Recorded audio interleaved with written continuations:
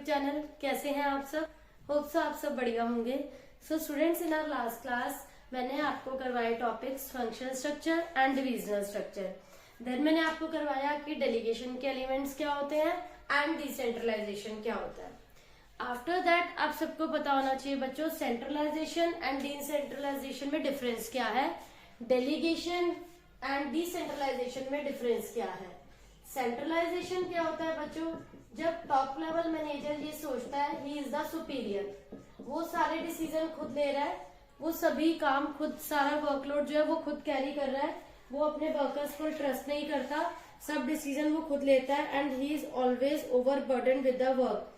तो यहाँ पर उस सिचुएशन को हम नेम देते हैं सेंट्रलाइजेशन। देन आता है डिसेंट्रलाइजेशन।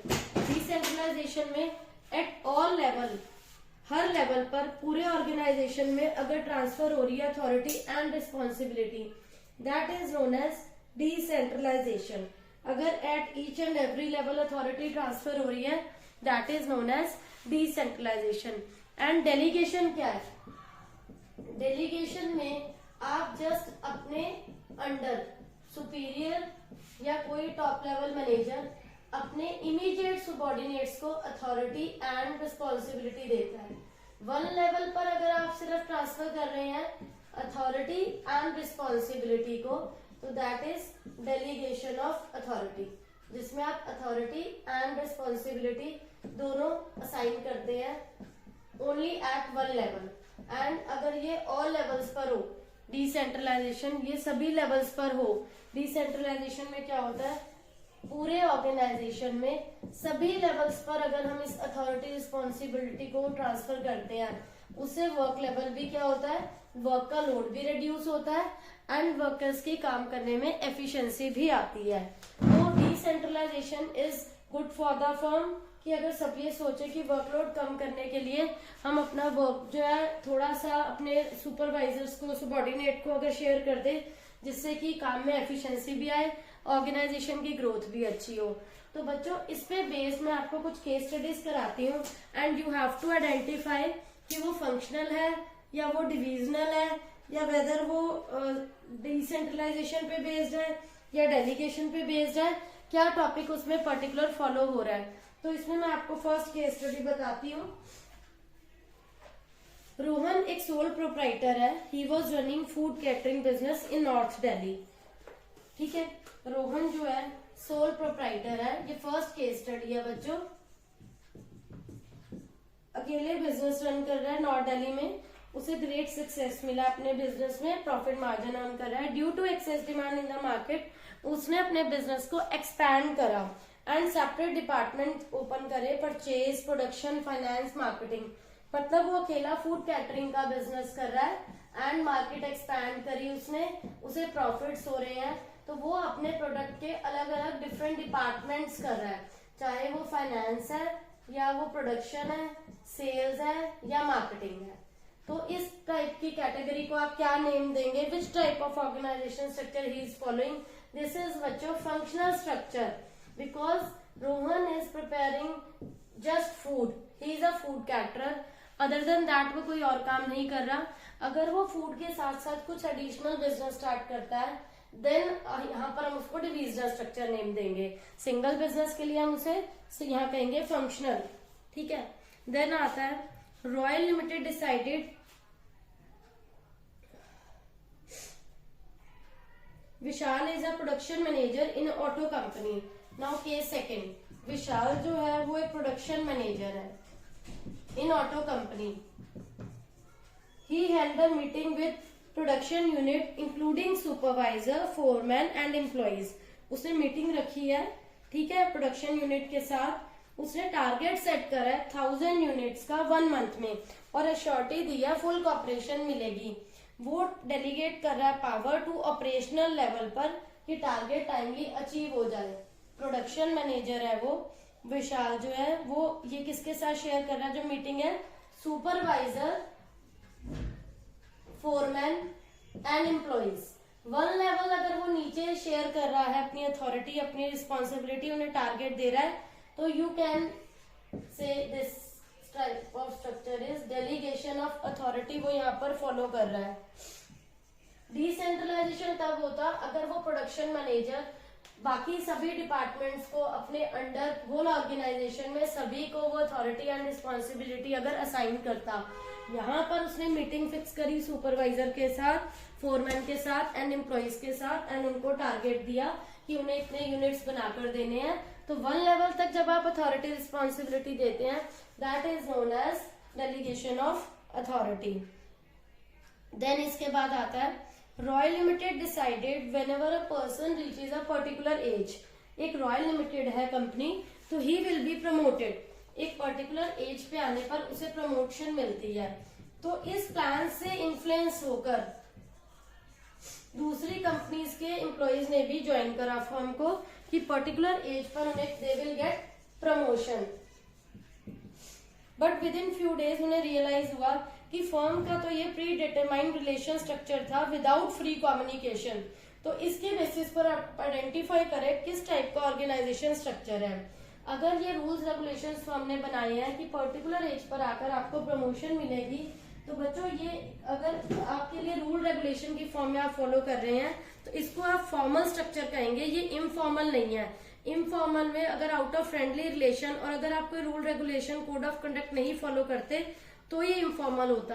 अब यहाँ पर आप इसे इनफॉर्मल नहीं कहेंगे, फॉर्मल कहेंगे, बिकॉज ये फॉर्म का ऑलरेडी एक रूल था। ठीक है बच्चों। देन नेक्स्ट आता है Bhuvan and company. Bhuvan and company जो है वो शू मैन्युफैक्चरिंग कंपनी है, सक्सेसफुली रन कर रही है। भुवन शू मैन्युफैक्चरिंग कंपनी है भुवन लिमिटेड की। They plan to expand their business by adding some more line of products. Already उनका सक्सेसफुल बिजनेस है शू मैन्युफैक्चरिंग का, उन्हें अच्छा सक्सेस मिल रहा है। That's why they plan to expand their business activities by adding some more line of product. उन्होंने इसमें add कर दिए leather bags, belts, shoes, garments. जब आप बच्चों एक प्रोडक्ट से ज्यादा की मैन्युफैक्चरिंग को ऐड करते हैं, this is known as, this type of organisation structure is known as divisional structure, because when a firm is opting for more than one type of commodity, this is not functional structure, this is divisional structure. Fine बच्चों। इसके बाद next आता है आपका कृपाल Singh owns a pet clinic in Delhi. उन्होंने pet clinic start करा। This clinic is being run by a team of experienced veterinary professionals for last 25 years. ऐसे professionals run कर रहे हैं, वो चला रहे हैं, वो देख रहे हैं। उन्होंने स्टार्ट करा Kripal put in special efforts to improve interpersonal relation. Kripal पेट जो है वो स्पेशल एफर्ट्स कर रहा है कि उनकी इंटरपर्सनल रिलेशन इम्प्रूव हो जाए। उसने अरेंज करी पिकनिक अपने स्टाफ के लिए, सो वो फ्रेश हो जाए अपनी रूटीन लाइफ से। Like as a veterinary professionals they are occupied in their work, उनके पास टाइम नहीं है, तो वो अपने नॉर्मल एम्प्लॉइज के सजेशंस का वेलकम करता है। जो भी न्यू प्लान्स हो, जो भी पॉलिसीज हो, एवरी ईयर वो पिकनिक ऑर्गेनाइज करता है सो दैट वो रूटीन लाइफ से फ्रेश हो जाए। तो इस टाइप के काम को, इस टाइप के, देखो कृपाल सिंह का पेट क्लिनिक है, कृपाल सिंह ओन्स, ये उसका पेट क्लिनिक है दिल्ली में, और उन्होंने वहां हायर करे हैं वेटरनरी प्रोफेशनल, ठीक है, जो डॉग की अच्छे से टेक केयर करते हैं, उन्हें देखते हैं, ट्रीटमेंट देते हैं, और वो इंटरपर्सनल रिलेशनशिप्स को इम्प्रूव करने के लिए एवरी ईयर पिकनिक ऑर्गेनाइज करता है सो दैट वो फ्रेश हो जाए अपने डेली रूटीन से, एंड वो अपने एम्प्लॉइज का वेलकम हमेशा न्यू प्लान्स, पॉलिसीज जो भी वो बताते हैं वेलकम करता है। तो इस टाइप के स्ट्रक्चर को हम क्या नेम देंगे बच्चों? This is informal structure. Informal structure जहां पर फॉर्मली रूल्स रेगुलेशन फॉलो नहीं हो रहे। नेक्स्ट आता है बच्चों, आप इसे ध्यान से सुनिए। Sita and Gita are twin sisters. उन्होंने जर्नलिज्म का कोर्स करा, देन उन्होंने एक लीडिंग न्यूज़पेपर कंपनी को एज सब एडिटर्स ज्वाइन करा। 2 real sisters are there, twin sisters, Gita and Sita. उन्होंने जर्नलिज्म का कोर्स कंप्लीट करा, then as a sub editors उन्होंने न्यूज़पेपर कंपनी ज्वाइन करी। Over the years due to their hard work they are promoted to the post of chief editor, promotion हुई, वो chief editor की post पर आ गई। Then however way of functioning इस दोनों का टोटली डिफरेंट था। सीता का क्या बिलीव था, she believes in the capability of her subordinates, उसने अथॉरिटी रिस्पॉन्सिबिलिटी दी अपने सुबॉर्डिनेट्स पर, वो हेल्पिंग नेचर की भी थी, वो ट्रस्टवर्दी थी कि उसे सुबॉर्डिनेट्स पे ट्रस्ट था, उसे लगता था दे आर एफिशिएंट, वो काम बढ़िया करेंगे। But Gita consider herself as very intelligent person, उसने सेंट्रलाइजेशन की पॉलिसी फॉलो करी, उसने किसी पे ट्रस्ट नहीं करा।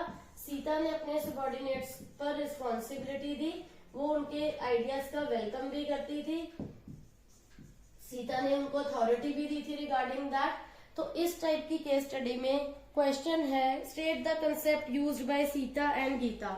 सीता ने अपने सबॉर्डिनेट्स पर रिस्पॉन्सिबिलिटी डाली, अथॉरिटी दी, तो यहाँ पर she is following the policy of decentralisation, ठीक है, क्योंकि उसने अपने अंडर वर्कर्स को अथॉरिटी असाइन करी है पूरे होल फर्म में, उन पे एक रिस्पॉन्सिबिलिटी दी है, उनको टारगेट्स दिए अचीव करने के लिए। एंड वो जो है गीता, वो खुद कर रही है सब काम, वो ट्रस्ट नहीं कर रही किसी पर, तो वो पॉलिसी फॉलो कर रही है कौन सी, सेंट्रलाइजेशन की। तो बच्चों ये आपको क्लियर होना चाहिए कब कौन सी पॉलिसी फॉलो होगी, दिस इज वेरी इंपॉर्टेंट। तो ये केस यहाँ पर बच्चों खत्म होता है सेंट्रलाइजेशन डिसेंट्रलाइजेशन का। अब मैं इसके बाद आपको नेक्स्ट एक केस स्टडी बताती हूँ। Karan opens a retail mart in local market, this is new case study. Karan ने एक रिटेल मार्ट ओपन करा, ठीक है। अब it will be impossible for him to handle all work alone, तो ही अपॉइंटेड अ पर्सन, जौहर को उसने अपॉइंट करा साथ में, जो उसके साथ शेयर करेगा सारे वर्क को और इम्पोर्टेंट मैटर्स पे वो कंसंट्रेट कर सके, ताकि उसने जौहर के साथ अथॉरिटी एंड रिस्पॉन्सिबिलिटी शेयर करी। Over the year his business earned a good name, he opens another outlet in the city. वो अच्छा चला, उसने एक और आउटलेट ओपन करा, वहां पर उसने होल रिस्पॉन्सिबिलिटी डाल दी जौहर पर। अब दो कंसेप्ट बताओ जो रोल ऑफ जौहर को यहाँ पर शो कर रहे हैं। फर्स्ट क्या है, जब जौहर का रोल रिस्ट्रिक्ट था, उसने सारी रिस्पॉन्सिबिलिटी एंड अथॉरिटी जौहर पर डाली हुई थी। Then this concept is based on delegation of authority, क्योंकि उसने जौहर को अपॉइंट करा था कि वो उसके बिहाफ पे काम करे, सो दैट उसका वर्क बर्डन जो है कम हो जाए, वर्कलोड कम हो जाए एंड वो अपने इंपॉर्टेंट मैटर्स पे कंसंट्रेट कर सके। बिसाइड्स ही रिक्रूट्स, उसने 8 other person as support staff भी सेलेक्ट करे। ओवर द ईयर उसके बिजनेस में अच्छा नेम फेम हो गया, उसने एक अनदर आउटलेट ओपन करा, जौहर के कॉम्पिटेंस के बेसिस पर उसने उसे इंडिपेंडेंट चार्ज दे दिया, या उसको उसने फुली ऑटोनॉमी दे दी, वो जैसे मर्जी उसको मैनेज करे अनदर आउटलेट को। तो टिल द टाइम व्हेन उसने उसको अथॉरिटी दी, जौहर को उसको रिस्पॉन्सिबिलिटी दी कि वो उसकी हेल्प कर रहा है उसे रन करने में, उस जो भी उसका रिटेल मार्ट था उसमें उसकी वो हेल्प कर रहा था, डिसीजन मेकिंग में उसका वर्कलोड कम कर रहा था। तो 1 लेवल तक जब तक उसने ट्रांसफर कर रखी थी, तब तक तो आप इसको नेम दे दोगे, आप इसको बोलोगे डेलीगेशन ऑफ अथॉरिटी। जब तक करण ने जौहर के साथ शेयरिंग कर रखा था, तो आप उसके लिए आप इसे नेम दे दोगे डेलीगेशन ऑफ अथॉरिटी। जब उसने उसको एक नया आउटलेट ओपन करके दिया और उसे कहा ये तू रन कर, ये तू चला, सब अथॉरिटी और रिस्पॉन्सिबिलिटी तेरी है, सब वर्कर्स को तू हायर करेगा, सब कुछ तुम देखोगे, तो फॉर न्यू आउटलेट उसने जौहर को रिस्पॉन्सिबल कर दिया। अब जौहर ने जो भी न्यू स्टाफ अपॉइंट करा, अपने साथ जो भी वर्कर्स रिक्रूट करे, for that this concept is known as decentralisation. 1 level तक अथॉरिटी एंड रिस्पॉन्सिबिलिटी देना is delegation of authority, and whole पूरे ऑर्गेनाइजेशन में सबको देना, न्यू आउटलेट ओपन करके सबको डेलीगेट करना इज डिसेंट्रलाइजेशन। तो बच्चों ये कुछ केस स्टडीज थी जो इस ऑर्गेनाइजेशन चैप्टर में इंपॉर्टेंट है। लाइक फॉर्मल इनफॉर्मल का केस मैंने आपको बताया, फंक्शनल डिविजनल का बताया। तो ऐसे ही इस टाइप के केसेस बच्चों बोर्ड एग्जाम में आएंगे जिनकी आपको प्रैक्टिस करनी है, दिस इज वेरी इंपॉर्टेंट। तो बच्चों इनकी आपको अच्छे से प्रैक्टिस करनी है, सो दैट ये आपको अच्छे से लर्न हो जाए एंड आपकी प्रैक्टिस हो जाए। तो बच्चों यहाँ पर ये टॉपिक हमारा कंप्लीट होता है। तो बच्चों it's all about for today. यहाँ पर ऑर्गेनाइजेशन का ये टॉपिक कंप्लीट हो गया, केस स्टडीज कंप्लीट हो गई। होप सो आप सबको ये केस स्टडीज समझ आ गई होंगी, कंसेप्ट क्लियर हो गया होगा, कोई डाउट नहीं होगा. Still you are having any doubt, please ask in comment section. Thank you.